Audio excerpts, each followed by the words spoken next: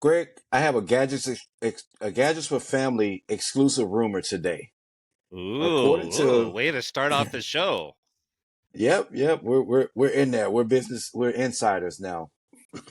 All right. According to our totally made up inside sources, the I iPhone see. 17, the iPhone 17 and 17 Ultra. It's not going to be the Pro Max. It's going to be 17 Ultra will be delayed this year or next year due to production complications with the OLED screen, among other production issues, and there's going to be a significant price hike. Okay. I, So, I, I can I, I can see where that rumor would come in. right. So, if that sounds familiar to you guys, that's because that's been the same rumor for every iPhone since the iPhone 6 Plus, 6S. Yeah. Remember those phones? So you're not going crazy. That's the same basic old rumor mill that kicks up every year immediately after one phone is released and the next phone is coming out. So that same old clickbaity, uh, uh, basic run of the mill rumor that comes out. So iPhone 17 rumors aside, you know, as we creep closer and closer and closer to the iPhone 16, which is, I would say, moderately anticipated. I figured today we'll talk about iPhone 16 and 16 Pro rumors. How's that sound, Greg? Yeah, I think that's a good idea. And we're getting close. We're should be less than a month from the event, Yeah, right? So rumors are starting to heat up a little more. yeah.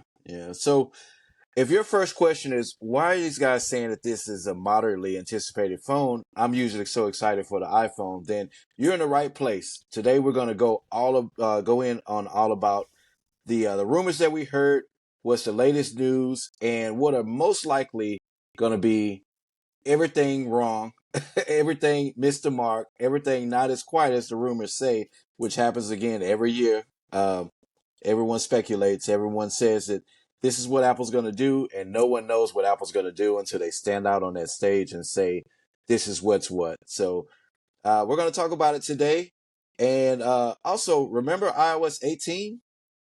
Well, if you've been following your grandpa's, if you've been following grandpa's advice, you steered clear of the betas. You hadn't installed the developer betas. You kind of avoided the the public betas and forgot all about what the features are and what the big deal is about it anyway.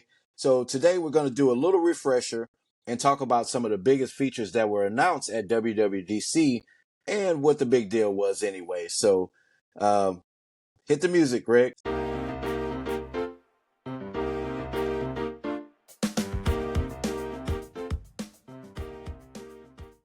So this is Gadgets for Families, the show where you get two grandpas talking tech and always sharing their opinions and talking about things that they've heard on the internet. So, and you're going to get a lot of that today. I'm your host, Jay Benjamin. And I'm your host, Greg Cunningham. This is going to be fun. This is going to be a fun episode. Yeah, we love talking about rumors. Like I said, Grandpa's always talking about something he heard. So, um, yeah, we're going to go through and talk this thing through. Now, I jokingly said that we had, some made up inside sources at the production facilities with Apple, but truth be told, there are some guys out there that really had some good information, some good inside sources with Apple and manufacturers and supply chain and things like that. So, which one is Mark Gurman? We got some really good stuff from his newsletter that he usually is. I'll give him about 90%. What do you think, Greg? You give Yeah, him no, I mean, 90%. He's he, usually right. he usually has the concepts perfectly right, but the small Right? details sometimes get lost, right? Like Yeah. they're going to put this feature in and he knows that feature is coming, but maybe not all of the details of that feature. Right. Or he'll. I notice too. Sometimes he'll say things are coming, and they don't come when the announcement comes out, but they'll usually come later or in the next generation or something like that. So he definitely has a good source.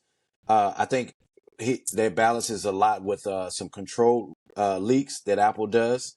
Right, they'll release certain things and certain features or hint at certain services or whatever, but yeah, the timing, it never really works out because Apple's been known to pull things too at the last minute. Right, they'll say Yeah. um, this, and this is coming out, A, B, and C is coming out, and then right before the announcement, they'll pull C and just announce A and B. But we'll get into that today. So if that's what you're looking for, guys, stick around. Also, stick around for the post show today, where Greg and I are going to talk about what our plans are for the iPhone. So I know Greg mentioned before that, now with his iPad and he has the phone, he may not need a big phone. So he may not be going Pro Max. If he goes iPhone at all, we'll see, maybe skipping a year. Maybe the same with me. We'll talk about colors and design and stuff. I know my wife, she's needing an upgrade because she's on her 13 still. So we'll talk upgrades in the post show today. And yeah, I think it'll be a good show. Don't forget to do all the things, all of the whole YouTube thing, subscribe, share, like, all that stuff, blah, blah, blah. I know every video you watch, everyone's always asking to do that. So, we appreciate it. It'll help out the show, or don't. Again, every video you watch, someone is begging for your subscription and begging for a like or a comment or something like that. We appreciate you if you do, but if you don't, Greg and I'll be right here doing the same thing next week. So, but Yep. we appreciate it. Thanks a lot. So, Greg, let's do some catch up real quick. I didn't put anything down. Didn't really have anything as far as anything major techie going on. I did install a soft start on our AC unit here last week. It came in. Mm. Um, it's made some changes that I think I can live with, just to take advantage of the benefits. Right, the main benefit is to be able to run the AC unit from my portable generator that we plug here to the house. Whenever there's a storm, and there's another storm brewing in the Gulf now, so if we're without power, we'll be able to run the AC. It ran fine the this last hurricane that we had. Right, we were without power for 6 days, and the first 2 days it ran the AC fine, along with the rest of the house, the refrigerator, and I unplugged a few things at the breaker. I leave off a few things that are not essential in a power outage situation. But about day three, well, the evening of day two, we noticed that it would miss some cycles. The compressor would miss some cycles. Right, the fan will kick on and it'll start circulating air through the house, but the compressor just wouldn't. We'll hear the generator bog down and it wouldn't kick on. Then the next 30 minutes or so, it'll kick on and come on just fine. Well, the morning of the third day, when I changed my the propane can out, no AC at all, and no AC for the rest of the time of the that we were without power. So um, install a soft start. It definitely makes the AC kick on without all of those amps. It's a lot quieter. One thing I did notice that I don't like, but I can live with, is there's this 4 minute, um, I don't know, I guess we'll just call it a power cycle, right? If the AC goes off, it won't kick on, just to protect the circuitry and things like that. It's what this thing is designed to do, to protect the AC from being damaged, the unit from being damaged. And we come in from this weekend from a couple of markets. We were at the farmers market and at the Lake Plaza at Herman Park. Pretty hot day. As I coming in, the AC is going off at 78, so pretty warm in here. I had to wait the 4 minutes because we usually come in and we drop it down to we drop it. I never put it below 70 because I don't like it to be freezing in here, but I dropped it down to 70 and I had to wait a little time for it to kick on, and that was a little annoying. But other than that, I'm liking it. I think I think it was a good move, a good purchase anyway. A lot of it. A lot of ACs have that built in as a safety feature. Anyway, I know the AC in our place, it's going to go at least a couple of minutes if it's turned off before it's willing to kick back on again. And it's just a Right. safety feature there. But do you know what brand of soft start you got? Yes, it's Is wow, I it forgot it micro-air? already. No, it wasn't micro air. So I looked at the micro air because it had Bluetooth integration, and I could communicate with it and look at the status and stuff like that. But it was one of those things where I was like, do I really need that? Because it was an additional $100 from this brand that I paid. ICM is the brand that I got, which had just as many good ratings as the micro air version, Okay. but $100 cheaper, which was more attractive to me to do the same thing minus the Bluetooth. Yeah, But I yeah, mean, Micro Air makes some pretty the good ones too. yeah, and that's the most popular brand that people put on their RV AC units. Right, And you know, if you're in an RV, you've got either a 30 amp or a 50 amp, and that's all you got. You ain't right, got more, right, right? And you can't get right. more unless you're plugging something directly into the pedestal that you're hooked into. And so if you've got two or three ACs, you put soft starts on them, right? So that you can run both ACs on a 30 amp circuit, or you could run all three ACs on a 50 amp circuit, because it just drops that startup amperage, by Y- half or whatever it is, right? So, Yeah, but I've wondered if maybe we have. I don't think we've got a soft start on this, but because I can monitor the amps as they hit, and I've watched the AC start up, and I've seen how many amps have been drawn into the trailer, hmm and on occasion it'll bump clear up above 30, but either it's so fast that it just can't register on the device that I have, which is probably the case, right? I mean, it just my surge protector that's got the monitoring on it probably just can't register it when it's yeah, that fast, right? So I just haven't had that issue. But I do know, like, for example, I can't run if I have my AC running, then I can either run the hot water heater on electric, or the electric fry pan, or the instant pot, right? I can only run AC plus one other big draw appliance right. like a microwave or something. I can't run two. So that's fine. So we've just been using propane and the water heater. That's been our solution. So we just haven't had to worry about that. And honestly, this is the other Yeah, thing, sidebar, but everything in an RV is designed to turn on, get as much done as it can as quickly as possible, and then turn off. So the water right. heater, for example, there's no temperature control.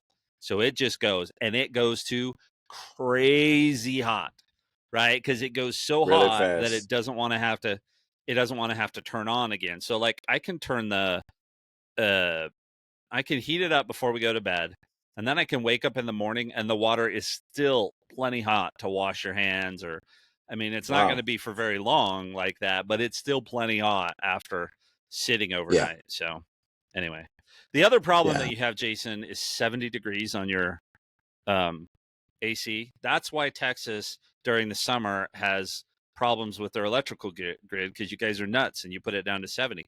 I have not for Right. years. And I think this started in Texas because we had issues with our AC unit, and we knew it was hmm kind of on the fritz and we just couldn't replace it. We ended up replacing it eventually, but so Yeah. mine sits at 78 all the time. And the Really. thing about, yeah, at our houses it's done that, but the thing about the RV is it's actually better for the AC to run all day, which in some of our weather it does that, right? Actually, it's not. Yeah. If it goes above 100, I can run it on low, and it'll just run. The compressor will stay turned on the whole day, right? Basically, once Okay. it hits, 11, 12 in the afternoon, right, then it's going to just stay until evening and just run steady, which is fine. Um, but uh, when it's not right now, but in a couple hours here, I'll actually turn the fan on low. So the fan is always blowing, because you don't want Okay. the AC to freeze up, because it's just pulling the moisture out of the air inside this really, really small space. Right. Right. And so you keep the Right. fan on low, or if it gets above 100, then I turn it on high. And then if it gets above 105, I have to turn on the supplemental. So there's a little more Yeah. management I have to do here. But on our next RV, no matter what, we're going to have more than one AC, and we will have soft starts put on Yeah. all of them, just so that it doesn't cause that. Sorry, I went off on a tangent there, but there you go. 78, Jason. 78. Yeah. Yeah. And I keep it on 70. I try to tell them, but if they had their way, it would be 65. Like it'll be freezing, icicles on the vents and all of that. But I have to Yeah. let them know, like, hey, that's ridiculous. If you're that, you know, if you're that cold, that's not good living conditions. So No, and it is a little different here because it's completely dry, dry heat versus the yeah, all humidity of in the Houston. moisture and So stuff. Yeah. no, that's All cool. right. So when I get my soft starts, if I'll just have you come out and put them in instead of. I started Yeah. looking at the install videos, and they talk about having to make sure that the capacitor's discharged and a bunch of this other Yeah. stuff, and I'm like, no, thank you. Yeah, yeah, and that's I used to be like that with the electricity and stuff. I would just get an electrician to come out, but I've gotten better and better at dealing with it. I've kind of tackled my fears and yeah, watched tons of videos, read tons of electrician things that I found online and stuff, and yeah, I started doing a lot myself. I replaced a breaker switch, which was something I would have never ever done, and I replaced it, and it went fine. Yep, and it Well, corrected the issue that I you're was having. alive, So yeah, and yeah, I'm you're here to alive, record it, so so it worked out. Yeah. All right, let's talk about some current stuff.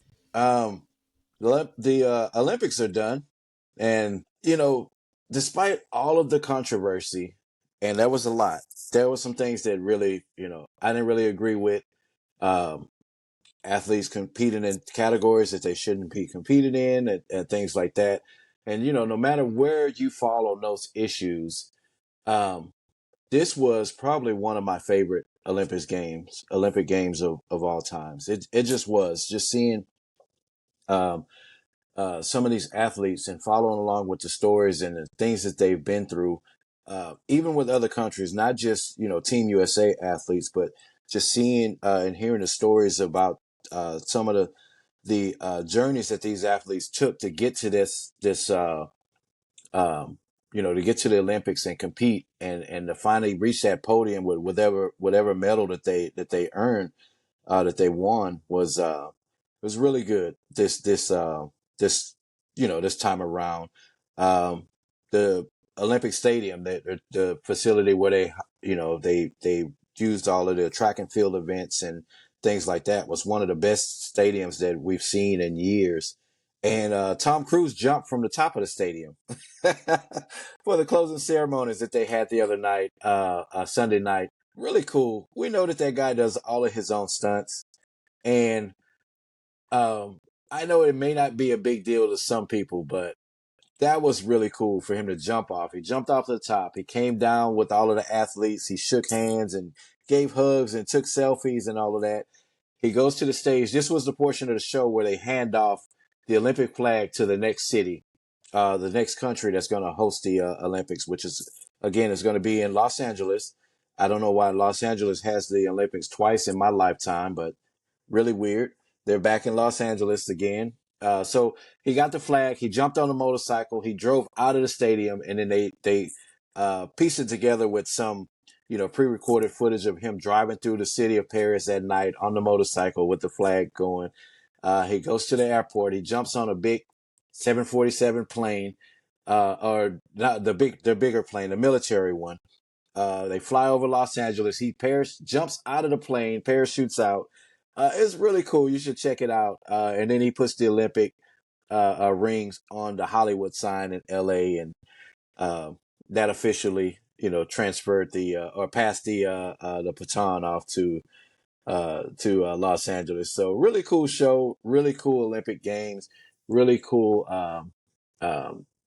athletic stories and triumph and achievements. And yeah, this has to be one of my favorites. So, but yep, the Olympics are done. So Greg, you yep. have some stuff Now here, I can some current now stuff. now I can now I can stop watching regular TV and just go back to streaming. So Right. Yeah, it was a hassle. It was a hassle to watch the games. I'll get into that another show, but that surprisingly enough, the antenna on my trailer picked up the channel I needed just fine. So I didn't even have to turn on the okay. booster. So that was Okay. pretty cool. So What'd you watch? Did you watch some mountain biking, or what did you? What's your go-to no, I sport? started much later. I watched a little bit of diving and running with my granddaughter. She had a sleepover one night because the Hmm. grandsons both had to have tubes put in their ears. So it was just she and I, and watched a little bit of basketball, a little bit of track and field. Not a lot, but Okay. just a little bit. So, but All right. today Cool. I think this should be an Olympic event.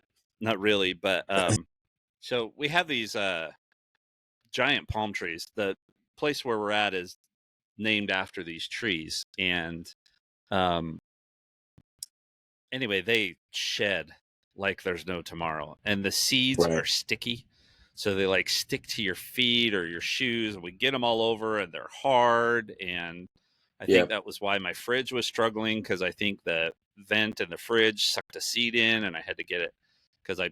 vacuumed it out, and it seems to be okay now. And I mean, they provide some shade, which is important here, but um, yeah. So Yeah. they've been trimming some of the trees, and I thought, when are they going to get to the trees behind my house or behind my trailer? And they did that this morning. I thought I was going to have to record inside. But did you realize that you have to use a chainsaw on palm trees? These things, these leaves that they're Really. cutting off, I mean, they are super, super. Now, it's not a giant chainsaw. It's one that's got Right. like a eight-inch blade or something like that, right? It looks really cool. Yeah. You could wield it with More one of a hand because he's cutting a branch and he's holding a branch and cutting it at the same time so he doesn't drop it on the trailer, basically. right. But Right. these It's more of an branches are electric heavy. pruner. Yeah. Yeah. Yeah. So Yeah. my neighbor across the street had some, and yeah, they were pretty messy. Pretty messy. Yeah. Mostly on his side of the street, but he had two big ones in the front of the yard where, well, as we've been here, hurricanes have taken them out, right? One, and then a few years later, then the other one would go. But yeah, yeah, I remember them being tall and messy, and those branches would fall and dry out and blow everywhere down the street, and yeah, they were pretty messy. Yeah. So anyway, I'm excited now. I should have less challenges with those seeds because boy, did they get all over. So anyway, I thought it was cool. You'd use a chainsaw to Yeah, prune palm trees, and these are tall trees, right? I mean, he had a extension ladder, and he had it all the way up, right? I yeah, mean, he had yeah. to have it all the way up to get up to the top of these trees. So pretty cool. So was it guys that are employed there, like the maintenance crew there, or did they have to get a contractor? There's someone that No, it's specializes the in it. no, it's the maintenance crew they have here. It's the same group that comes in. They do the lawn once a week. Yeah. I mean, it takes them a morning to do the lawn just because they do the whole complex, right? But yeah, so it was pretty cool. No, it was the same crew. Really nice guys, great guys. Um, Yeah. so really like them. So the same ones that came and fixed my water issue that I had right after we moved in. Okay. All right, great. Let's switch over to the tiny tip for this week. I'm gonna keep mine off until we'll save that one for closer to the release of Okay, iOS. So let's just jump to your tip. just a reminder: now is not the time to buy an iPhone or an Apple Right. Watch. At least those two things. You can debate about iPads depending on which one you're buying. You can debate about MacBooks because those might be coming out with the M4 processors later on. But for Yeah. certain, do not buy an iPhone or an Apple Watch right now unless you absolutely have to, right? I mean, if you have to, you have to, you have to. But Yeah. we're a month and maybe a week or two away. We should have them in our hands at least by the end of September, both of those Yeah. categories of devices. So, and even if you don't want the latest and greatest, but you want a new one, the current devices are going to go on sale and be cheaper. So Yeah. don't buy a phone right Yeah. now or an Apple Watch. Yeah. No, I agree with that 100%. And also, Greg has mentioned in the sales, you'll start seeing sales pretty soon here, with at least within the next Yeah. couple of weeks. and you're going to see them and be like, wow, that's an awesome deal. I've been waiting for that phone. There's a reason why they're going on sale. So a lot of Yep. the major, outlets, the major sources to get these phones, they know that they're going to have to dump this inventory pretty quick. So yeah, these sales are Yep. coming. Don't be tempted. Wait to see if, and we say all this, if you're even interested in buying the newest phone anyway, right? Yeah. Um, Yeah. I mean, once a Amazon new right now phone has got the comes Apple. out, oh, go ahead. Go ahead. Nope. Go Well, I'm ahead. saying even if the sales are good now, they're going to get even better once the new devices, the newer generation are released. Right. These sales now are just going to be kind of a, hey, let's make the price more attractive to try to get rid of more inventory for people who don't keep up with the news and all of that. But the sales will get better, the prices will get better. Even directly from Apple, the price gets better from some of these for these devices. So yeah, just hold out until the announcement is made and the new devices are released. If you can, Yep. if you smashed up your phone and you have to get a new phone, then by all means go ahead and get one. Yep. The Amazon's got the Apple Watch Series 9 on sale for $100 off. It's not the 140 or whatever it was that it was off on Prime Day when I bought my wife her new one. Um, Yeah, but that $100 off is most likely, if Apple keeps the Series 9 in the lineup, that's most likely the new standard price, as they usually drop it by $100 and it just kind of sits there and does its yeah, thing. Um, so anyway, we'll talk about watches next week. There's the preview for next week's episode. We're going to talk about Apple Watch rumors, and I gave Jason a hint of what we need to talk about because, anyway, we'll talk about Apple Watch next week. I'll hold on that. yeah, yeah. That's gonna be a fun one. So all right, a few follow up items from last week. Greg, you had mentioned something you bought for your cameras to kind of help out with your battery life issue. How is that working out? Good. So, I mean, it wasn't really an issue with the battery life. I think I solved the problem with the camera on the bikes. I turned the sensitivity clear down because I think it Okay. was picking up every time the wind blew the cover that's on the bikes. And so it was Okay. Yep. triggering it. It Yep. wasn't necessarily sending an alert, but the way the Eufy cameras are set up is you can set it to only record people during the day, Hmm. but at night it records everything and pushes it. So Right. um, so I turned the sensitivity clear down. That was probably the biggest issue there, but something was in them because the battery was already doing better. But the solar panels, they were just some generic solar panels that I got on Amazon. I think it was $35 for the pair. They've Hmm. got a micro USB cable, which is what the Eufy cameras are. Why these Eufy cameras are micro USB and not USB C, I don't know. It came with a USB C adapter, Right. so if you had USB C, then you could do it. But so I thought, okay, I'll see how these do, and so I put them in. I did end up having to move my bike camera because it was kind of back where it probably would have never gotten sun. Okay. And so I ended up moving it out and changing the angle, and then definitely it'll get sun. It seems like these things have a heat threshold, right, where they'll stop charging, which is good. That's a Okay. good thing because if Yeah. they're in direct sunlight, I mean, if it's really bearing down on these things, they're not charging. But um, Right. it took them a few days to get back up to 100%, mostly because I had to get the sun just right on the panels. Like the one in the front door is just right here in front of me, literally. And I put the awning Yeah. out most of the time when the sun's shining, so the sun's not going to hit it directly. But there was one day when the wind was blowing enough that I had to pull the awning in. And so that's all it took to get it to 100%. And I think it's sitting at 98 right now. So, Okay. and the other one's not charging because it's at 100. So I think this is gonna, for $35, I don't have to worry about Yeah. battery on my cameras now, right? At all. Right. Right. So Getting them down and charging them, and yeah, that's always a hassle. It's always a hassle. yeah, So yeah, good move. Good move. I've always heard that those things were, well, one, I think believe the ones from Eufy are overpriced because they're doing exactly oh the yeah, same thing that these are doing. And yeah, they need like direct sunlight, which is the case for any solar panel, right? It needs good direct sunlight to be able to work. They don't just work when it's just bright outside or cloudy or something like that. So, yeah, good deal. I I'm mean, I'm they glad to hear do, that right? these are. It's like I've got a 120 or whatever it is solar watt panel up on my roof of my trailer, Right. right? It's enough to charge the batteries. It's enough to sustain the fridge, which runs off of the batteries. So it's enough that it'll Okay. sustain the fridge if it's running, but it charges the batteries, which is great.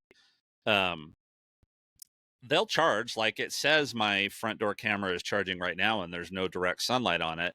It's just the max that they'll charge at is 5 watts, right? And Right. so when you Right. get So it's not a direct lot anyway. sunlight, it's going to charge at 5 watts. So right now it might not even be charging at 1, right? Because Right. it's cloudy out here, there's no sun, but it still says it's trickle charging at least, but I don't care, right? I mean, all I want to do is be able to leave for a week and know that, the batteries are going to be fine on my security cameras, because when I'm gone is when I need them the most, right? And I don't want to have to Right. worry about, oh crap, we're supposed to leave in 2 hours, but it takes 6 hours to charge the camera battery.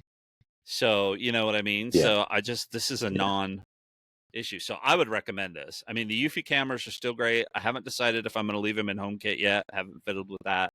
Yeah. But I love what they're doing. I've been able to configure them the way I want, and now I don't have power concerns. They're Jason laughed and said, "You don't get tornadoes down there, do you? Because they're mounted on big blocks of wood on the ground and not Yeah. fixed to the ground because I can't here. So that's just the way they are. When we swap trailers, I'll probably do something a little more permanent. But Right.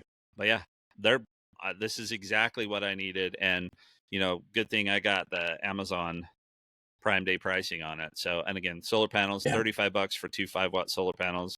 They're fine. So, Yeah. Yeah. Yeah. You sent me a picture of the setup, and I'm like, wow, I like that. That was a really good idea. I like the setup. Mounting them to that. What was it? A 2x6 or whatever you have it on. Like, wow, that's yeah, really four good. by But six or something. Yeah. yeah, but here, man, that's a rocket. Yeah. That would definitely have to be bolted down or screwed down or something. But yeah, no, really really cool setup.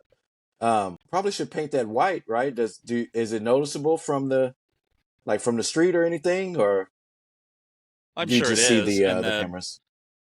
the bike camera one is right next to the street too. So, Okay, but yeah. I mean, if you're smart enough to come and steal the cameras without being seen, what am I really going to do to No, no, prevent I you mean from? painting it white so it doesn't catch the attention of like the property manager or something like that. They'd be like, hey, what is that Oh big no. brown piece of No, wood? they know I've Oh, got okay, cameras. Because I asked okay, after I had put them up, I said, "Yeah." I said, "Hey, I put up a couple of cameras. I hope that's not an issue." She's like, "No, no, no, no, that's fine." She says, "And if you ever see anything on those cameras that's out of place, you let us know." And then I was talking to the host, and he said, "That's one of the reasons we don't have a lot of problems here, because they have a bunch of cameras up. The campground does." And then he okay, says, good. "If you see anything, let us know, because we don't want to have any issues here." Yeah, So. yeah. No, that's pretty cool. That's pretty cool. And I put the All big right. monitored 24/7 by Eufy sticker right on the front of the trailer. So, Yeah, yeah. Those help out sometimes. yeah. So, Greg, you installed some insulation last week, and I thought it was a really good idea to buy those and to put those in. You stuck some in a cabinet and some of the crawl space that you had underneath the trailer, in the floor, those sections and stuff. And you said you had some more on the way to do some more spots. So give us a quick follow up and let us know, how did that do? Did that bring those temperatures down Yeah. I mean, any I've in the got it trailer? Did they help out? everywhere. Yeah. I've got it everywhere I think I can put it. There's a couple Okay. other places that I would consider putting it, but I probably won't at this point. Um, I've got it everywhere. And so the manufacturer will say that this trailer is rated from 15 degrees up to 105 degrees. So Okay. what that means is that the onboard stuff, which would include the furnace and the AC in theory, right, all should function fine in those temperatures. Now we know sometimes that kind of stuff's not realistic when they say that kind of stuff. It's like ideal Right. conditions when it's 105. But the thing about here is it had been 107, 108, 109, and it's full sun all day long, right? And it's just beating Hmm. down on this aluminum can here, right? Which is basically what these trailers are. And so Yeah. at this point, if it stays below 100, my compressor will cycle on and off a few times during the afternoon, right? It's not, it takes Right. 15 minutes to cool it down and then you're good for a half hour. No, no, no, no. It's not that, right? It takes an hour to an hour and a half to cool the place down, and then it's off for 5 minutes, and then it's kicking back on because it heats up that Right. quickly, right? But before I had all of this in, even at like 100 degrees, that was climbing in the bedroom, which is where it gets the warmest, right? The temperature was just climbing 83, 84. One day I saw it at 87. So I haven't had Yeah. any of those issues since I got all of this stuff in. And right now there's no 105. I think the highest is supposed to get is like 102 or 103 over the next 10 Okay. days. So I may not even need the supplemental AC that I have any of those days. Right. So, Okay. yeah, it's making a huge difference. And I actually think it's going to make a big difference in the winter because the heat won't be able to escape out of Right. the trailer, which is actually super important for me because I hate running the furnace. Again, everything in an RV is designed to turn on and turn off as quickly as possible. So when it pumps out heat Right. out of this furnace, it's just deathly warm, right? I mean, you just feel like you're in a sauna. Right. So, Right. the less I can run the heater at night, the better off. And then during the day, I have a space heater that heats the whole trailer. So I'm hoping that Okay. I'll have to run the heater very, very little. And mostly that'll only be when I know it's going to get down close to or below freezing. Because if I run the heater, then it pumps air into the underbelly, which keeps the pipes warm. Right. So Right. that would be the only thing. So yeah, it's Reflectex is the name brand of this stuff, but it basically is just radiator foil insulation. I mean, it looks like foil Hmm. bubble wrap is what it looks like, and um, I think it's fantastic. It's probably cost me, I don't know, $100 to get all of it Okay. to line all the cabinets and do everything with this stuff. But I mean, my electric bill for half a month was only $54. So, and Right. that's with running Right. both ACs a ton. So yeah, I Yeah. think I think it was the right move for sure. Okay. All right. Good deal. Good deal. Yeah, I like little solutions like that, especially if they're not, super costly to implement. So yeah, I think that was a good idea. So all right. Well, thanks for sharing that update. Um, you ready to jump into today's topic? Ooh, let's talk iPhone 16 and 17 because I threw in some 17s. But let's talk iPhone rumors. Okay. All right. Yep. Let's jump into it. So, again, folks, I said we're going to do an iPhone 16 rumor roundup. Right? This is everything that we know, everything that the insiders know, everything that we know. This all the information that's come out so far about the next release of the iPhone. And again, like I said earlier, most of it is probably going to be wrong, but we're going to go into it anyway. So, bigger, faster, stronger. At least colors, at least are stronger. Maybe. Um, Maybe. I put up front some things that we know are kind of a given, right? We know it's going to have a faster chip, right? We know the Wi-Fi radio may be faster. The phone overall is going to be faster. Bigger. It's not always the case, but we'll talk about some of that. But it looks like the phone may be bigger this year. And then we'll finish off with some colors and things like that and some other features. So starting off, the A18 chip. We know it's coming, right? Don't Yep. necessarily know that that's going to be the name of it, right? Apple may just totally change the name of it, but as far as we know, it's going to have the A18 chip, which means it's going to be faster, right? It's going to do some things with Apple Intelligence, which we'll talk about some of that later. Um, but it's going to be a chip that's going to be able to handle all of that processing and stuff with Apple Intelligence on device and off device. Supposedly, this is going to have more RAM in it, right? This is going to be the most RAM that an iPhone has had ever. right? I think 6 gigabytes was the most with the 15, right? 6 gigabytes was the most RAM that that phone had. So it makes sense that this is going to be the most. If again, if this happens, It right, take all of this with a it grain of should salt.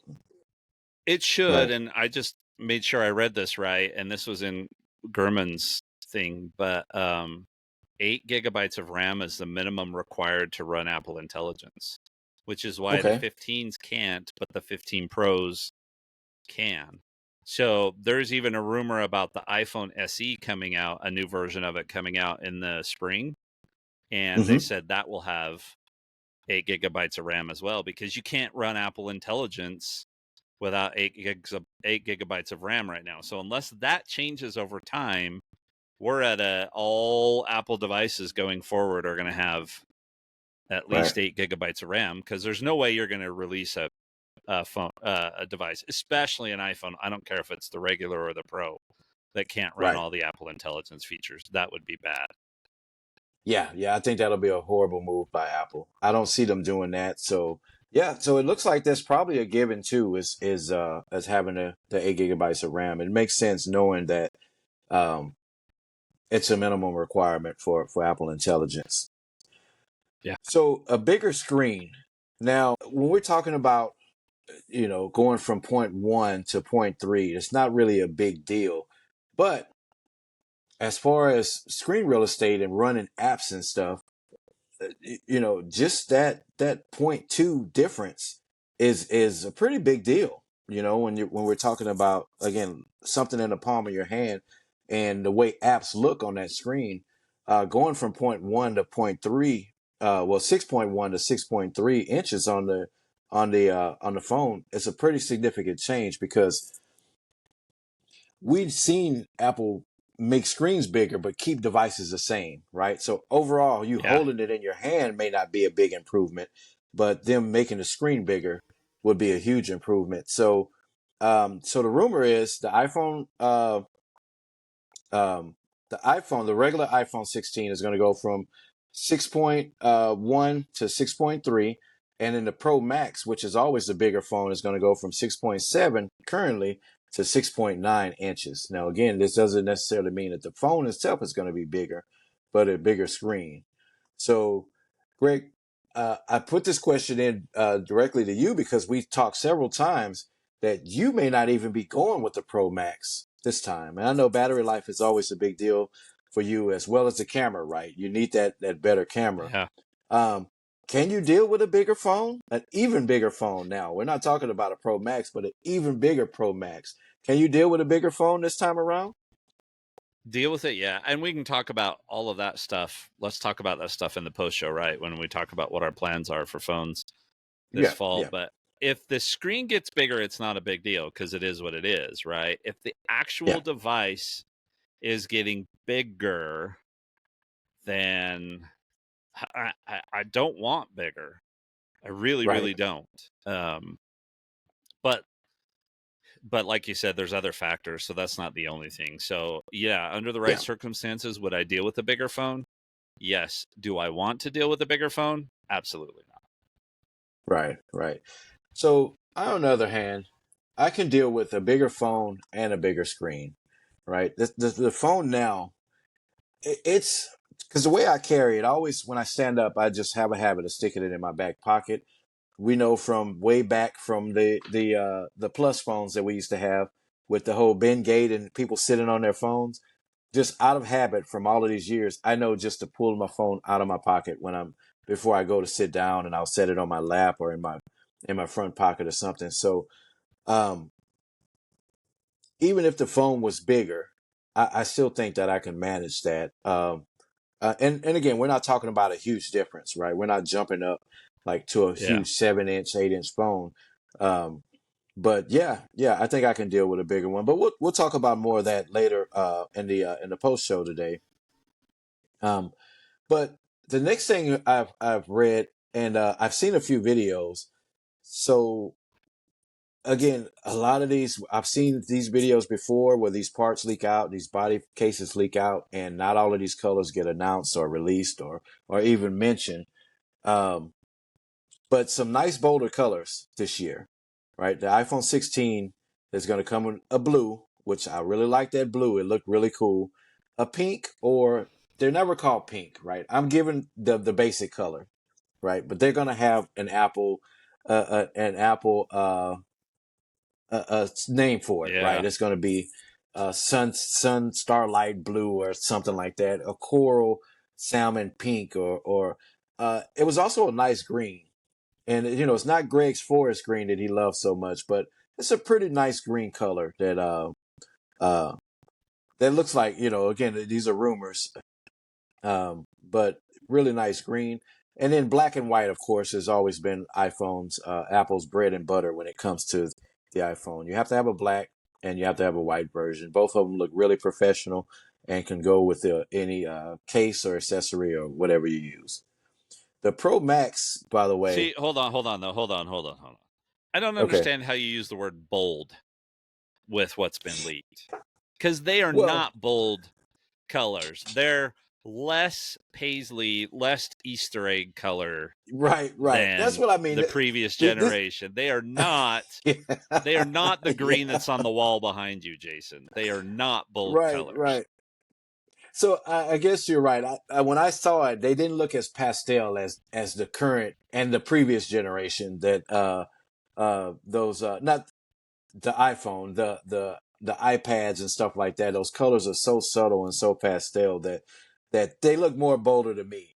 They're not the same bold colors that were on my generation of iPhone, which is the 14, or some of the older colors that we saw. So you're right. They're just bolder than they've been, and the colors stand out a lot more. But yeah, they're by no means they're not bolder. But the Pro Max, on the other hand, I like those colors of the 16, right? It's a 16 Pro Max. You have black and white, of course. You have a navy blue, which I'm not happy with. Uh-huh. Yeah. They have a grayish, yellowy kind of.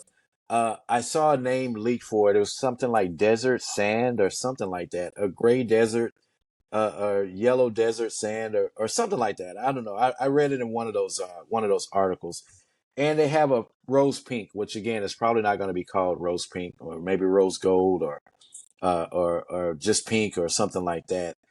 Greg, what do you think about these colors? Wah, wah, wah. Whatever noise you want to Yeah, make that says they're terrible. This is not good stuff, right? I mean, yeah, uh, and Brandon Butch did a survey that said, should pro phones have color? And one of the answers he published was no, they're pro. They should always be, a little more professional, whatever the case may be. I'm like, that is right, not, back in our day, you wore a white shirt. Not back in our day, but you know what I mean? If you really wanted to be right, professional, you were wearing a dress shirt, a white shirt and a tie, right? To start with. And then right, it moved on to, okay, now you wear colored shirts and ties. And then eventually it was just colored shirts. And now you've got people in the C-suite that are wearing polos or t-shirts or whatever the case may be. So I just think right. I don't agree with that. I wish they would do something fun with this kind of stuff. I mean, I have a white, right? I got the white Pro Max last Yeah, year, and the first thing I do is find a red and a green case to put on these things to yep, at least give them a little bit of color. So, that was after I decided I couldn't just bring myself to go without a case. So, right. Yeah, I remember when before they made a gold phone, because the phones were just black and white, right? And it yep. was codenamed the Kardashian phone and stuff like that. And they released gold, and man, it really took off. People really took to those gold colors and those gold, especially in countries like China and stuff, where gold is such a popular color choice, a color option for technology and clothing and things like that, accessories and stuff. So um, I think they learned along the way that gold has to be one of the standard, gold and silver, and along with the black and white, those have to be standard colors. But doesn't look like there's going to be a gold one around, or at least I hadn't seen a leak of one. I think this rose pink or rose gold or whatever they're going to call it. I think this is going to be replacing that. But yeah, I don't think that black and white and subtle colors are a necessity for pro level devices. I just don't. I mean, you have executives wearing Spider-Man ties now to to meetings and stuff. So um, Yeah, I mean, you know, just like they say, well, if you want color, put a case on it. Well, if yeah, you want something that's more subtle, get the whatever version of space gray it is that year, right, right? Or right, put a subtle case on it for when you want. But for those that not only professionals are buying these high-end pro phones, right? I mean, a lot of people just want the best phone that they can get, especially somebody that might keep a phone for 4 years, right? They're like, right, look, I'm just going to right. spend the extra money. So let them have the fun stuff. I want color, right? I mean, this Yeah, white one was the best option I had last year. yeah. Especially folks like me, I go case free, and we'll dive more into colors and stuff in the post show. But yeah, give us our colors back, our bold colors back, Yep. not Yep. not barely visible pink or barely visible green or something like that. Right. The next bit of info I got is an improved action button. Now, I just briefly put in some information here, Greg.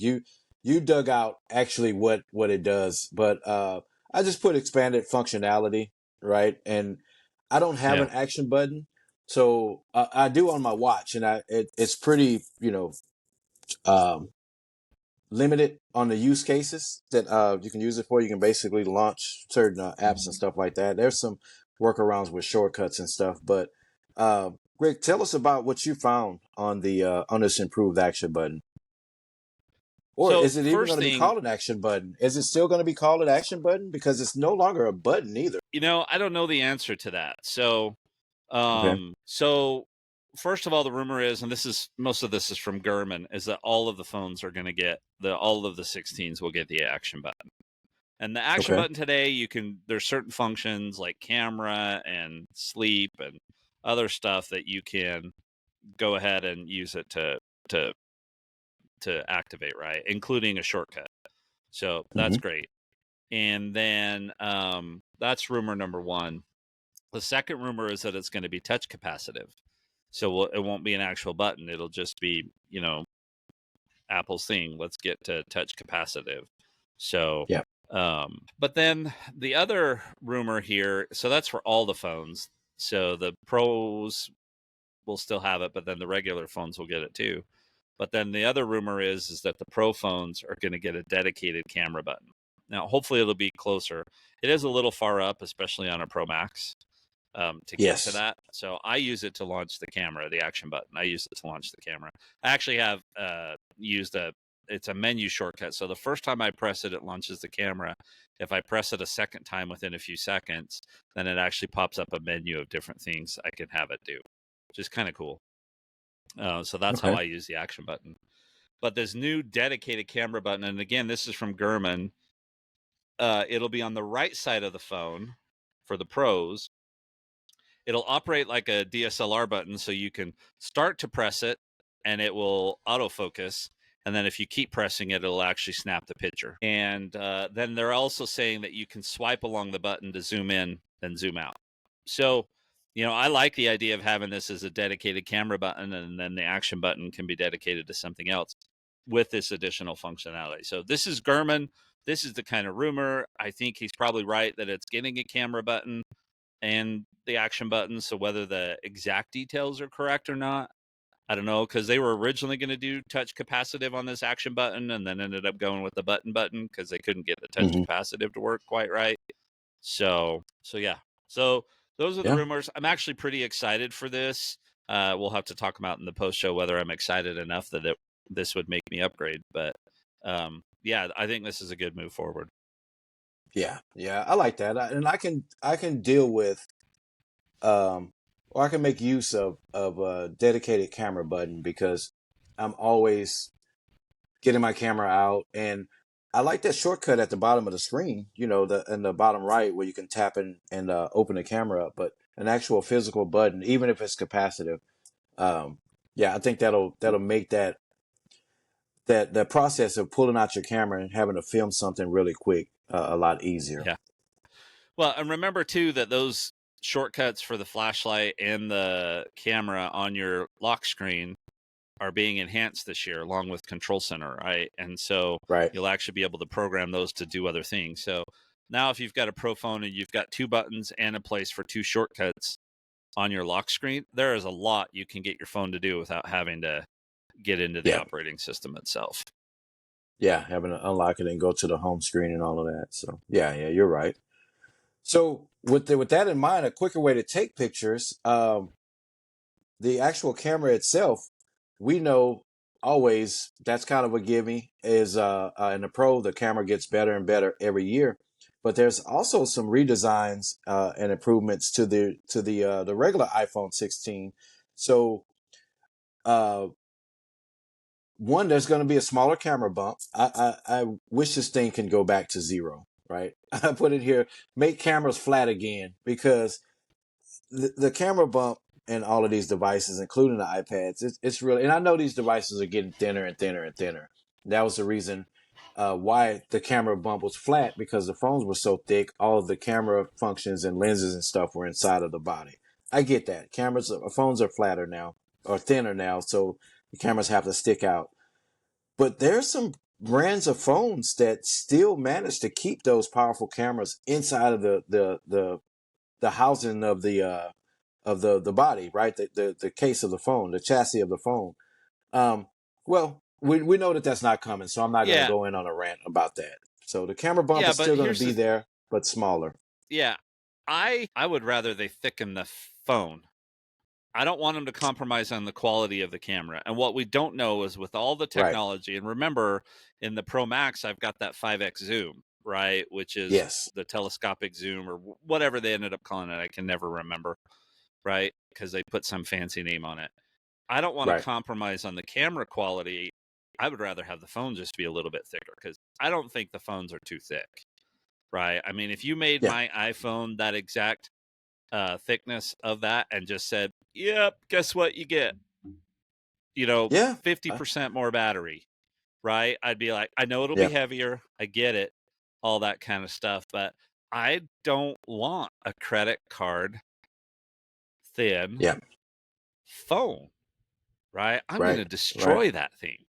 So, Yeah. yeah, I don't want to compromise on the camera quality. Yes, they should be flat, but I don't think they should compromise camera quality to get there. Yeah. Yeah. I'm with you on that, and I think if the phones were as thick as the cameras are, I think I can live with that too. I don't think I would have a problem with a phone that, because that's still pretty thin, right? That still Yeah. would put it thinner than the M4 iPad, right? Even with And I would well, probably maybe a little thicker, but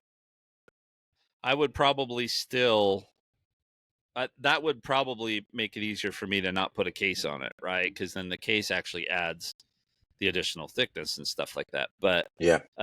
yeah, I wouldn't mind that. And because I know you've got a couple other things down here. I don't know if you're going to mention this, but one of the things they're Mhm. going to need to change the layout of these cameras. Right. They're going to Um, be stacked. be, yeah, they've got to give some separation to these lenses in order to record spatial video and take 3D pictures, right? So that's all feeds into the Vision Pro and that ecosystem. Okay. And right now, the iPhone Pro Max and I think the iPhone Pros can take that, but it's still not quite there, because in order to get 3D, right, you need 2 lenses coming at it from with separation. They can't be right next to Right. each other or the exact same view in order to get that. So that's one of the things that they're going to need to do. So I don't know how they're going to manage that, but we'll talk about some Vision Pro rumors next week. Right. But Right. spatial video is going to become a thing, and I did record one thing of spatial video. Now I can't even remember which thing I recorded, but I did record a spatial video. Hmm. So if they want to make that a thing, then they're really going to need to do Right. something with those cameras. So holding your phone up vertically, the cameras now, instead of that side by side or kind of a staggered um, angle on the bigger phones, the Pro Maxes. Now the camera lenses are going to be stacked vertically, right? So you'll have one on the top and then one with some space, and then the bottom camera lens. Um, which now that you mentioned that makes me think that you'll be able to record spatial video on the regular iPhone now, and not just the Pro Max, the Pro and the Pro Max. So, which is Mm-hmm. pretty cool. It makes sense. You'll get more devices out there to create more content for the Vision Pro. So, yeah, changing the layout may have something to do with that too, not just change for the sake of change. Right. Um, the whole enclosure is going to be rounded, like it's going to be like a tall oval shape instead of that square with the soft corners on it. It's going to be more of just like, you think about how a camera, two stacked lenses, and then you put the camera housing around that. Of course, it has to be like a rounded oval shape. Pretty cool.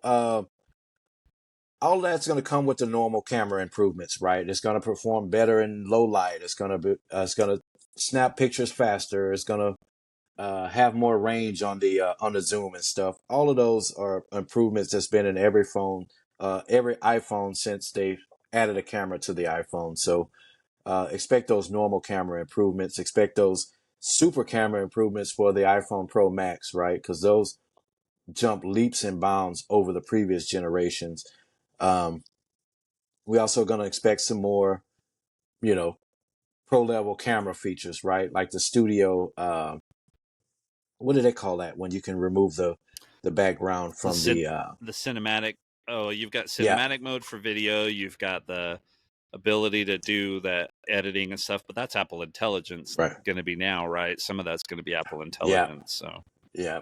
But you're right. You're right. But this hardware, the improvements on the camera too, is yeah, just gonna help that. It's gonna give that a good starting ground. So it'll take better pictures.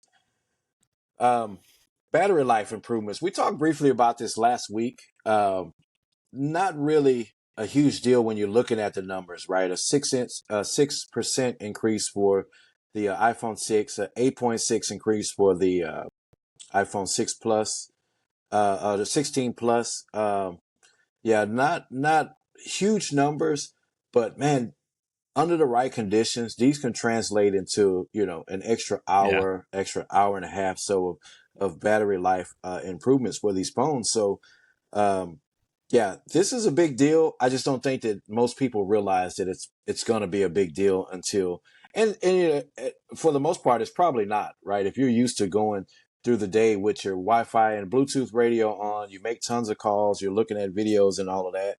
You may see, a few minutes increase, or depending on the processing power and things like that, you may see it stay the same for you. But battery increases are always a good thing. So Apple Intelligence, they talked about that during WWDC. I know a lot of people were excited. A lot of people don't care. I just put here, it does stuff. yeah. Greg, I don't know if you want to dive into that more. Apple Intelligence I is don't. I just mean, we're going to refresh iOS 18 here in just a bit, right? So right, I right. don't We'll, think we'll we talk need to about that. hammer that home.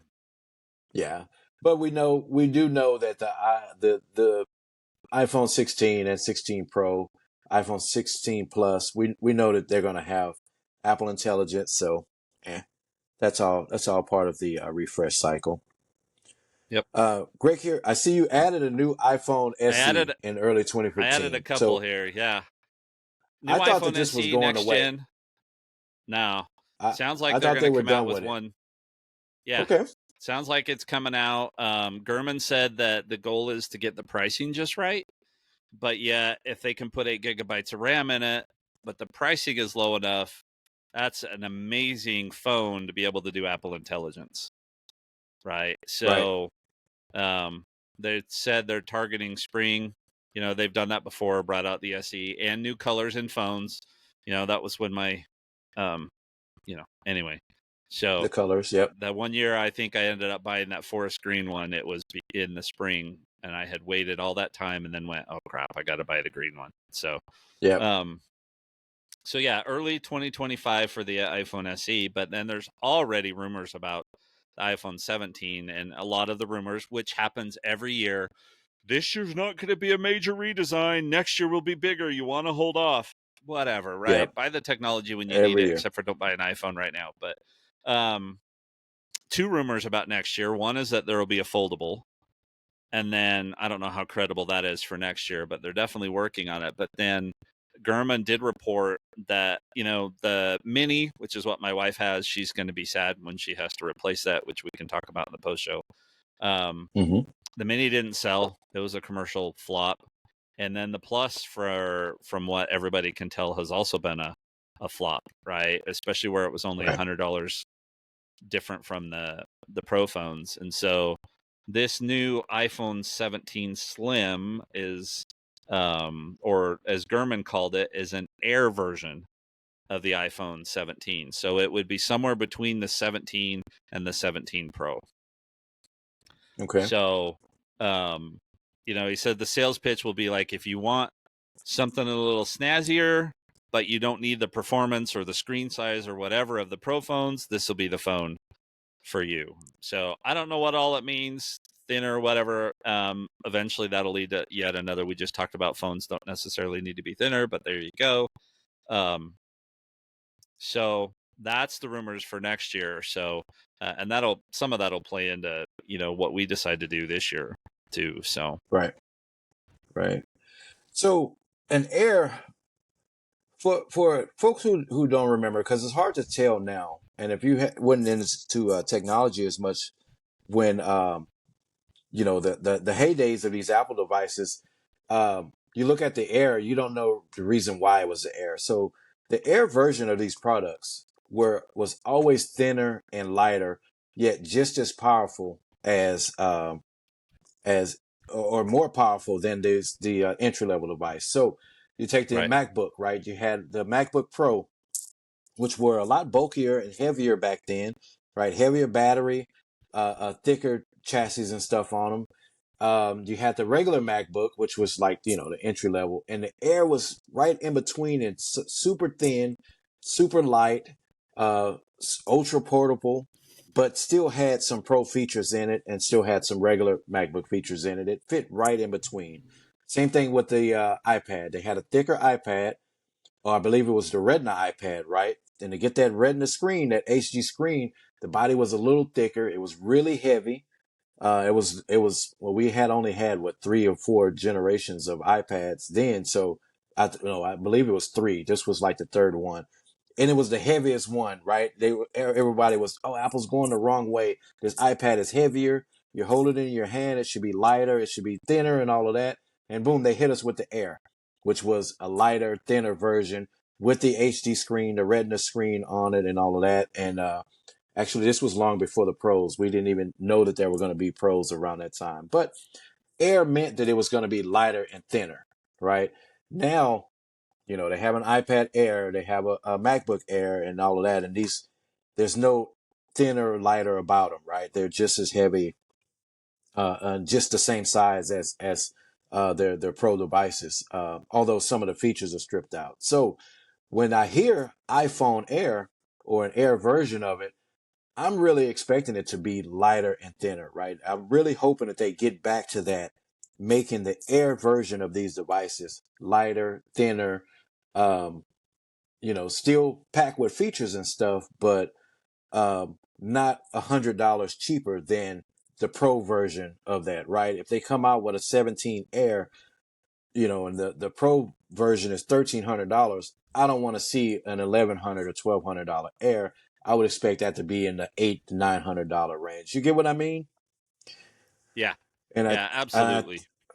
I think that's how the plus version of this phone failed. I thought it was a really good idea to see the 15 plus back, right? The 14 plus. I thought it was a really good idea because you can give people a bigger screen because that's what people wanted were bigger screens, but not spend the extra $400 or $500 for the camera, right? The camera and being able to film uh, um, pro level videos and cinematic videos and stuff, but still get your bigger screen. But like you said, it kind of was a commercial flop, and I think pricing Yeah. was the main issue. One of the things I heard was turns out people didn't want bigger phones, they wanted the nicer phones. Right, Right. And right, so I think and your comparison is exactly what Gurman said. Think about this like the MacBook Air, and MacBook Pro. So Right. yeah, we'll see. I mean, we're a year out, so who knows between now and Yeah. then. So Yeah. And it could be one of those things too that they drop. They just say, people just don't want an Air version, but the Air should fit nicely in between both products as far as specs, as far as build quality, and as far as pricing. And if it's not sitting right in between, if it's closer to a Pro, that's just, I don't think that works for people because, yeah, we talked about you going to the iPad Pro that you got. Um, the price difference from the Air to the Pro was worth the screen, yeah, right? It exactly. was worth the extra RAM. It was worth the extra. Just those few features alone made the value worth more than just that. What was the price difference? Like it was $300 or something like 400 that. $400, I Yeah, think, when you compared like models. So yeah, yeah. So if the Air pricing had been a little cheaper, a little less, a couple of $100 more, um, it would have made more sense to stay with the Air. But you know, But yeah, yeah, yeah, that's it's always good to hear. But yeah, I thought the SE was gone. I thought the SE was just a dead product that they felt nobody wanted because it hadn't been updated. When was the last SE update we got? It was with 2 or my 3 years ago. generation. Yeah, I think it was the iPhone 14 Yeah, was when we saw an update to the SE. But you know, they're holding on to it. we I'm shall sure it has see. its fans too. Yeah. Yep. All right. So, any more rumors you want to throw out there before we move into the iOS 18 refresher? Nope. I think Anything we're that good. you Let's heard? cruise. Let's cruise through these, and I've got one that I want Okay. to. You're going to hit one, and I think I have an update for you on it. So Okay. All right. So iOS 18, it was announced during WWDC. Again, if you listen to us, we said stay away from the betas, definitely the developer beta. If you update it to the public beta, this may be helpful for you too because it'll remind you of some of those good features that they announced that you may have forgotten about or you may have just didn't know was a deal. So I put some of and this is by no means a complete list, right? I would say go to Brandon Bush and let him do one of his 2 hour his 2 hour dive-ins where he goes through every single change and every single feature. That guys, he's really good when it comes to that. So this is just a quick list of some of the top features, some of the things that are important to me. Greg added some things to the list, so we're just going to talk them through. So one of the biggest changes for me that I've been using on iPad OS because I installed the beta on my iPad, just not on the phone, is those Control Center upgrades. Now, I use Control Center pretty regularly on my phone, even in its current state, even though I'm using two different versions of it now between the iPad and iPhone. But they've added where one, you can rearrange the buttons to place them wherever you feel most comfortable having those buttons. New widgets and things like that for music and the music player and HomeKit accessories and stuff like that. And also you can add multiple pages. So now you scroll down Control Center, put everything you want on that page, and if it's still not enough, you can swipe up and add a second page, add a third page, add a fourth page, and you can scroll through pages of Control Center widgets and apps and buttons that you can just customize to your heart content. And I think that that's a really big feature. Was really excited about it, and I find myself using it more and more on my iPad. So Greg's not on any beta yet. We'll see if we can get him on in the next couple of weeks. if But I think they he'll will like that. drop, if they'll drop the next public, I think I'll be ready. Okay. All right. Yeah. Yeah. That Because I it's know they just Control dropped Center the upgrades. developer. They just dropped the developer versions of 18 and Right. 18.1, both of them, but I didn't see that they dropped the No, uh the the public betas yet. public betas. Yeah. Yeah, it's usually they've been on Tuesdays and Wednesdays. Although I believe I got one on like Sunday night one time too. So we'll see. It may be coming. Maybe by the time we get off of from recording and later today or something like that. So choose your own home hub. So there's a ton of improvements to HomeKit. Not a ton. there's a lot of improvements. There's some stuff that I still want that didn't come around this time, but we know we'll get later. But some really cool stuff that did come, and one is the ability to be able to choose the home hub. Now, most people may not know that this is a big deal. They may not even realize that this is an issue. And then again, most people are either going to own one Apple TV or one HomePod. Where if you're like me or Greg, you have multiple of these devices. And sometimes when out in the shop, when that Apple TV is acting as the home hub, it delays everything, right? Because for so long before I switched to my mesh network, uh, the internet was slower out there. The connection speeds were a lot slower and all of that. So whenever that would act as the home hub, i.e., whenever I'm in the shop and someone rings the doorbell and I'm getting the notification on the screen or getting the video feed on the screen, it would just slow everything down. But anyway, with iOS 18, I'll have the ability to set the Apple TV that's closest to the router in the home as the main hub and leave that one as the hub. So it'll always be able to communicate. It'll always be able to control devices and stuff. So really big deal, really cool feature that I'm glad they released. Uh, Now that Greg's back to multiple HomePods and his Apple TV and all that, if he goes to using HomeKit again, I think you'll find it more beneficial to be able to set one device than it trying to jump back and forth and use all three of your hubs as a home hub. By the way, Jason, I was just looking.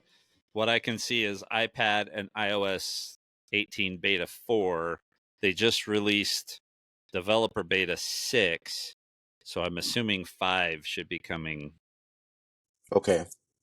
What one are you on? Do you know which one you're on? I'm checking now. I believe it's Beta 4. No, Developer Beta 4 or 5. Oh, you're on developer, There's not something. public. Yeah, I'm not on the public ones. I'm on the developer one still. Well, that doesn't do me any good. Yeah. So beta 6 is, so I'm on beta 5 now. It's yeah, beta 6 is available now. Huh. I wonder when that one released, because I It checked just last dropped night. yesterday. It dropped Okay. yesterday. Oh, so they're saying it looks like yeah, just yesterday public beta 4 is out. So maybe I should be public beta 4 just dropped yesterday too. So I guess maybe it's Okay. time. I would think so. You should have been on it for the show so we can both talk about, our experience and stuff with it. But yeah, we'll do that next week. But yeah, just jump on it whenever you get a chance. If you have some free time today, I will check it out. All right. So the next one I have is to be able to shoot video without pausing the audio. Now, you wouldn't think that this is a big deal. Most people wouldn't care. But I think that because this is how iOS has just functioned since the beginning, this is just how we've always had it. But now that I find myself doing more and more, and I mentioned my rant about on the iPad having multiple channels and stuff. You won't believe how many times that I've had to record something while I'm listening to something, right? So now you'll be able to keep shooting your video without pausing your audio. So if you're listening to a podcast, Pandora, Apple Music, or whatever you're doing, you can keep doing that and record your cat doing a weird something weird on your countertop or whatever without having to pause that. That's a really cool improvement. What they call it, quality of life improvement. And again, I think people are just so used to saying, okay, I have to stop listening so I can record that. Well, now you don't have to do that anymore. And I'm hoping we see that spread through all of the apps and all of the things, not just recording that, but I notice too, if I'm listening to music or listening to something playing and I have to record a voice memo, everything stops, record the voice Yeah. memo, and then it'll send, and then it doesn't necessarily start playing the music automatically after like it used to. Some updates will break that, and I have to go back to the app and hit play and all of that. So good. I'm hoping it fixes all of that. Home screen customizations was another big deal, right? You'll be able to change the color, the hue of the apps, right? If you wanted all of your apps to appear red, you can do that now. If you want them to all appear green, you can do that now. They have a night mode and a light mode, which doesn't just dim the screen or change the wallpaper to a darker version. now it changes the apps to a darker version, a dark mode app of the applications too. And I've been using that. That's been pretty cool. It gives the iPad a whole new look and feel, and I really like that. Hadn't really used the color mode as much as I thought I was. Maybe I just need to maybe I need to change the wallpaper. The actual wallpaper that I'm using now on my iPad, Greg, is the generic iPad. I mean, the generic wallpaper to the MacBook Pro, the new one with the it has the I don't know how to call it, the black and white. It's a black background with like the white and grayish kind of squares on it. Mm-hmm. It's that main wallpaper for the MacBook Pro, the new MacBook Pro. So whichever one that one is, I don't know the name of it, but that's what I'm using on my iPad. It looks really cool on the iPad as well as on the MacBook. So, but those home screen customizations, that's it's gonna be a big deal for some people. New message features, new tapbacks, kind of expanded. You can add some more emojis and stuff like that when you're doing tapbacks. Tapbacks is when someone sends you a message and instead of typing out, your reply like okay or that's cool or thumbs up or whatever, tap and hold on it. It gives you a little pop up menu with some quick replies to it. And like I said, usually it's like the thumbs up, thumbs down, smiley face, a heart if you love it, stuff like that. Now Yeah. there's some expanded features, and you can use stickers too. You can put stickers in Stickers, those. emoji, memoji, almost sky's Yeah, the limit. yeah, yeah. So those tapbacks are really cool. Whenever you just have to, like I say, reply back to someone really quick, and you don't want to type it out or record a voice message or something, just hit that tap back and hit the thumbs up and or whatever sticker you want to use. Schedule messages was a big deal. So I'm sure if you listen to the show or Greg and I, we had the conversation about finding work-life balance, right? That was a big deal for us back when we worked together at Stewart Title, and um, I think anyone that working professionally on their phone or they have a company assigned phone, that doesn't necessarily require you to have to respond to messages at 1 a.m. And at the same time, you shouldn't expect your coworker just because you're up at 12 a.m. working. you know, you shouldn't expect you send a company email to your team. You shouldn't expect your teammates or whatever to reply back to you at 1 or 2 in the morning. Um, Now, if you don't want to be rude, you can schedule that message to go out during business hours, right? If you're up at 2 a.m., you say, "Hey, I need to send this message out, but I don't want to disturb anyone, especially folks who don't use." What do they call that? The do not disturb feature, right? You send a message, you'll be waking them up at 2 a.m. You can schedule that message to go out at 8 a.m. the next morning. So, really cool feature. I think a really cool enterprise or professional feature, not just something, families or just, your regular group chat with your friends or your family would take advantage of. But definitely, if you have to send a message, you remember, oh, I have to remind this person to do something. Now you can schedule it to go out, at the next morning instead of waking them up at 2 a.m. Quick story, quick sidebar. I'm used to Greg having do not disturb on his phone. So I can message him at 1 a.m. or send him updates uh, through the notes app as I'm making updates. But um, every now and then I'll see that it doesn't has it on. It doesn't have it on, or at least it's not telling me, right? Because I think you have it scheduled, right, Greg? Mm-hmm. So Yeah. um, he has a schedule, but every now and then it doesn't show me that he has do not disturb on or messages silent, so I won't send a message. But now that I know he has a schedule, I just message him all the time, even if it's at 2 a.m. and he'll get it. He'll get it the next morning. So RCS messages. So this is gonna improve things like group chat with non-Apple devices, right? All of your Android friends, all of your friends on LG, every one of these group chats, we know that they ruin group chats for iOS users, right? We have all of these different features and abilities that we use in iMessage that they don't have on Android phones.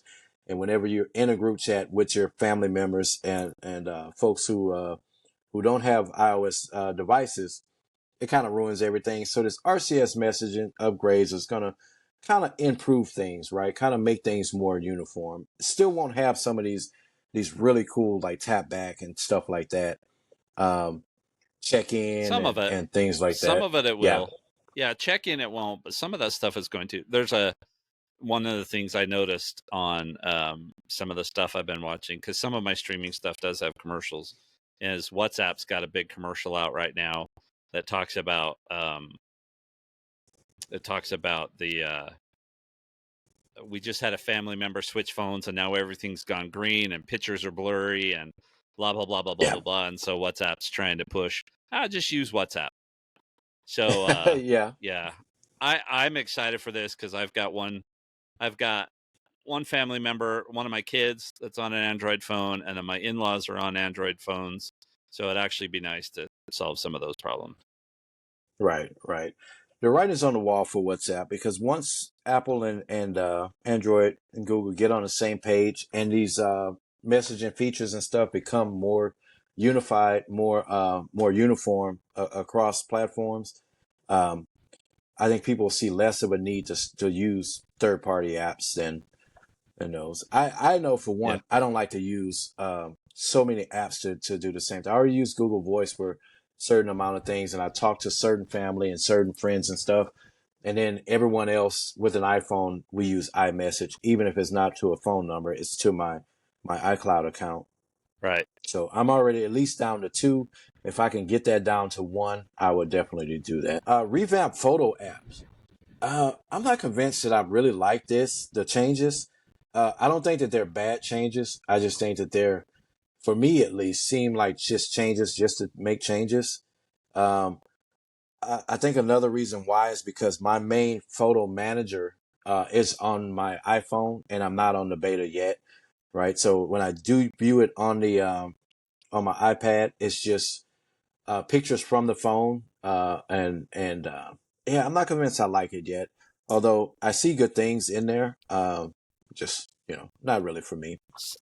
So this is the one I wanted to mention. I have heard, and I can't remember where I read it, but that they're backtracking on some of the changes to the Photos app. So I don't Okay, know if it's 18.1 or if it's actually an 18, but you may want to see in that developer beta, because the developer beta is ahead of the public beta. So you may want to right. check out and see if in the developer beta they went backwards to fix some of Okay, the. so So there were a lot of complaints about it.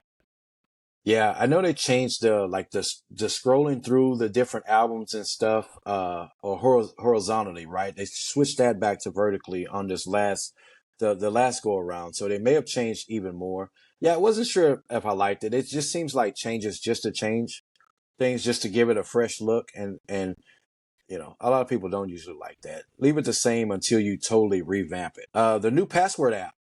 I think was a good idea. I use password. Greg, you switched from one pass last year. You switched from one pass to using the password app.